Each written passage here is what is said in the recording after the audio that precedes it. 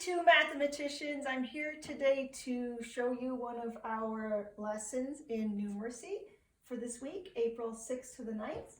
And the question that we're going to be inquiring into today is how can we represent numbers?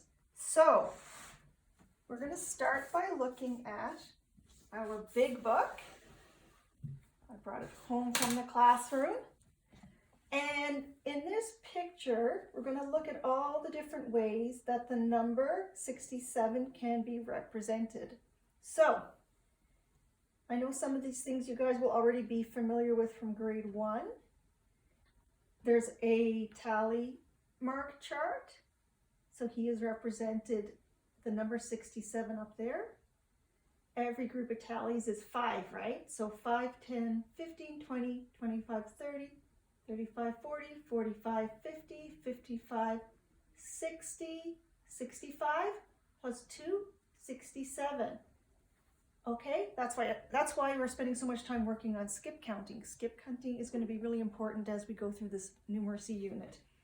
So another way the number 67 has been represented is this little boy has written down his address. I live at 67 Main Street. So 67 is the number of his house. And he's also pointed out 67 is an odd number, okay? So, how do we know that 67 is an odd number? We look at the last digit in the number, and it's the digit 7, right? So 7 cannot be broken apart into 2 equal groups. So that's how we know it's an odd number. So where else do we see in this picture the number 67? They've put it in bold on the 100 chart.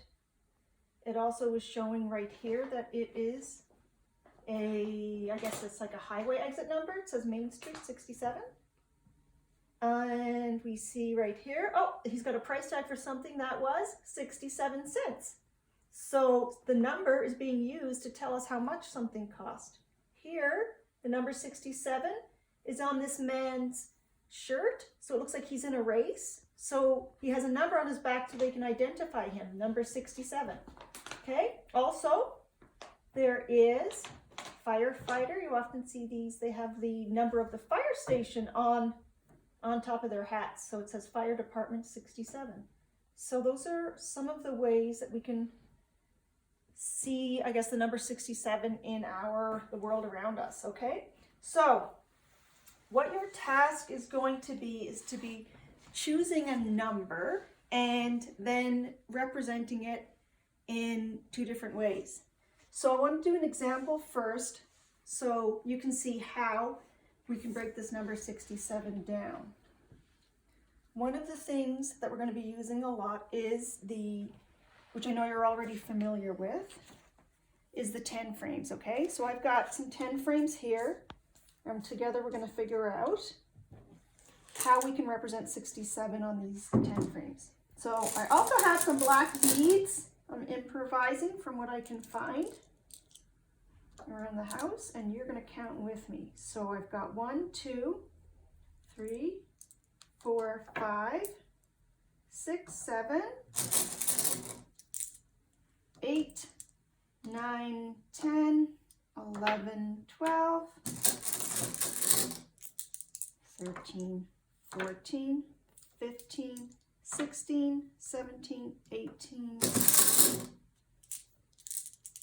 19, 20, 21, 22, 23, 24, 25, 26, 27, 28, 29, 30, almost halfway there, 31, 32, 33, 34, 35, 36, 37, 38, 39, 40. Okay, 41, whoops.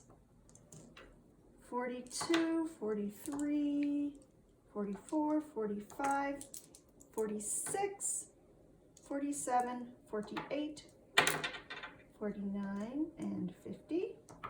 Okay, 51, 52, 53, 54, 55, 56, 57, 58, 59, 60, 61, 62, 63, 64, 65, 66, 67, and here comes my furry assistant. Okay, so we have 67 black beads represented on 10 frames.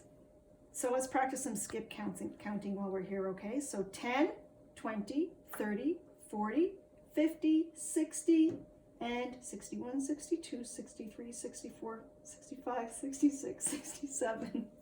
Teaching at home with pets. All right, so now that's one way to represent this number. Another way to represent the number, like we saw in the big book, is tally marks, okay? So don't forget the tally mark rhyme, right? We're going to represent 67 in tally marks. All right. 1, 2, 3, 4, 5 shuts the door, right? That's 5.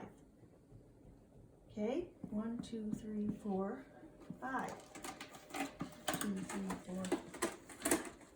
So I've got 5, 10, 15.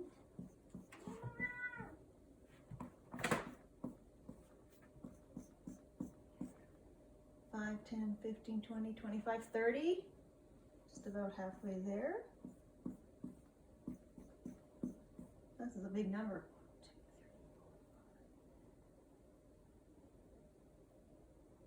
40, 45, 50, 55, 60, 65. Oh, now what do I do? I just do 2, right? Because that's 5, 10, 15, 20, 25, 30, 35, 40, 45, 50, 55, 60, 65, 66, 67. So again, you can see why I really want you guys to be practicing your skip counting. All right, so now let's get to your task, your assignment for the week, okay? I want you to look around the house for something that you have 67 of that you can count, okay, and work with. So I found these little black beads. You could also maybe use stickers if you have any stickers, even bits of pasta you could use. I found these tiles downstairs. This is where we get really creative with our at-home classrooms, guys. And there's also, and I found some beads. Okay, so anything. And if you can't, you're like, I just can't find anything, just maybe cut up some pieces of paper, like just to make little squares of paper. So what I sent home, parents, is a few things. I'm emailing them out tonight, actually, that you can print off if you have a printer. If you don't have a printer, don't worry, because these things, the children can also draw quite easily. I have, you'll get a copy of little 10 frames, which is kind of the same thing as I use right here, and different variations on the 10 frame. Okay, 10 frames 1 to 9. You're also going to receive a 100 chart, just to keep as a handy reference. And I'm sending this, even though we're not going to look at them until probably next week, but some coins, cut out of coins. All right, so all things that if you can't print off, your child should be able to draw.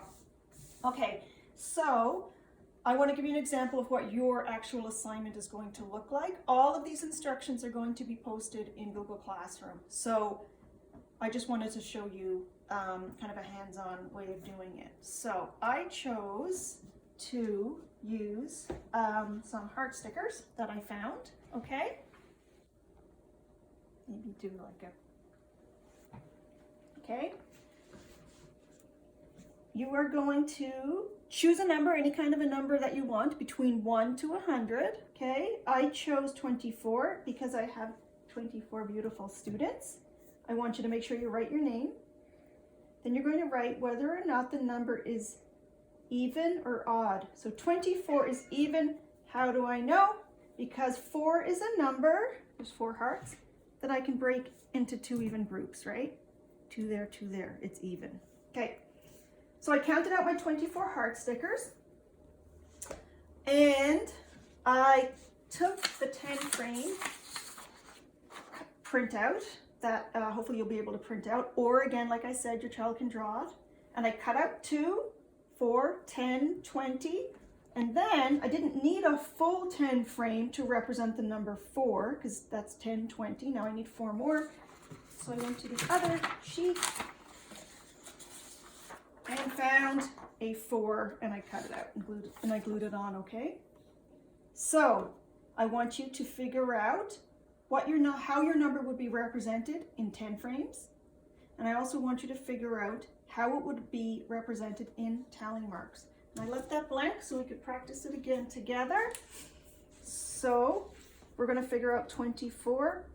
1, 2, 3, 4, 5, 6, 7, 8, 9, 10, 11, 12, 13, 14, 15, 16, 17, 18, 19, 20, 21, 22, 23, 24, and I stop there. I don't need 25, so I don't do the line across. Okay? So what I want you to do is make a poster like this. I'm just using this pink paper because it's nice and bright to show you. You can use white paper, whatever you have available at home. And then I want you to take a picture of your poster and maybe even your little manipulatives here that you used, okay? And then you're going to be uploading that on the Google Classroom. So, welcome to your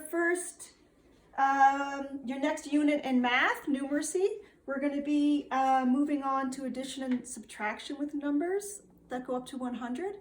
So parents, the reason why it's important for the children to practice breaking numbers apart, looking at different ways to represent them, is because we are going to be needing that knowledge when we start getting into subtraction, addition, where we're pulling numbers apart, putting them back together. So these are kind of the foundational basic skills that help them do that.